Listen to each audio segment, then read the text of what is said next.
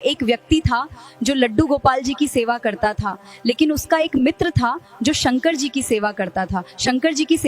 जो शंकर जी की सेवा करने वाला था वो बड़ा धनवान हो गया, और जो लड्डू गोपाल की सेवा करने वाला था वो अब भी वैसा ही था। एक दिन दोनों मित्र मिले तो शिव जी की आराधना करने वाला मित्र लड्डू गोपाल की आराधना करने वाले से बड़े आज तक कभी उठ नहीं पाए, तुम उसी स्थान पे हो, उतने ही दायरे में हो, कभी बढ़ नहीं पाए आगे। गोपाल जी की सेवा करने मेहनत तो बहुत करता हूँ, क्या करूं, बढ़ नहीं पा रहा हूं आगे। तब शिव आराध्यक ने कहा कि तुम एक काम करो, तुम अपने आराध्य बदल दो। तुम जो गोपाल जी की आराधना करते हो ना, उनकी जगह तुम शिव जी की आराधना शुरू कर दो, देखना कैसे जीवन में एक सुंदर और सकारात्मक बदलाव आएगा। उस व्यक्ति ने यही किया, गोपाल जी को ले जाकर अलमारी में बिठा दिया और फिर वो एक शंकर जी ले आया, उनका बढ़िया रुद्राभिषेक किया और त्रिपुंड लगाकर उनकी पूजा की।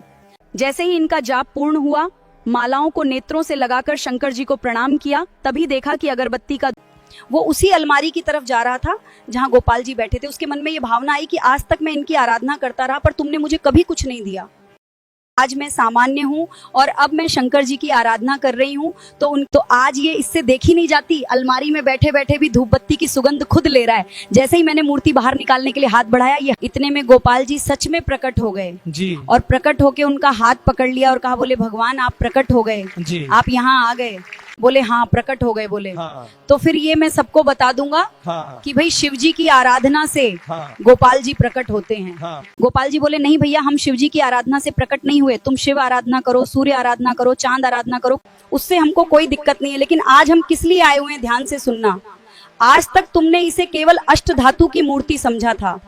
क्या तुम्हारे मन में कभी ये भावना नहीं आती थी कि उनकी आंखें भी हैं, उनकी नाक भी है, उनकी जीभ भी है, उनके कान भी हैं और उनकी त्वचा भी है? परंतु आज अगरबत्ती का धुआं मेरी तरफ आ गया तो तुम्हारे मन में ये भावना आई कि अगरबत्ती की सुगंध मैं ले रहा हूं, मतलब मैं जड़ नहीं, मैं चेतन हूं। वास्तव में शिव आराधना ने मुझे प्रकट नहीं किया, तुम्हारे हृदय में जो चैतन्य का भाव प्रकट हुआ है उसने मुझे प्रकट किया है।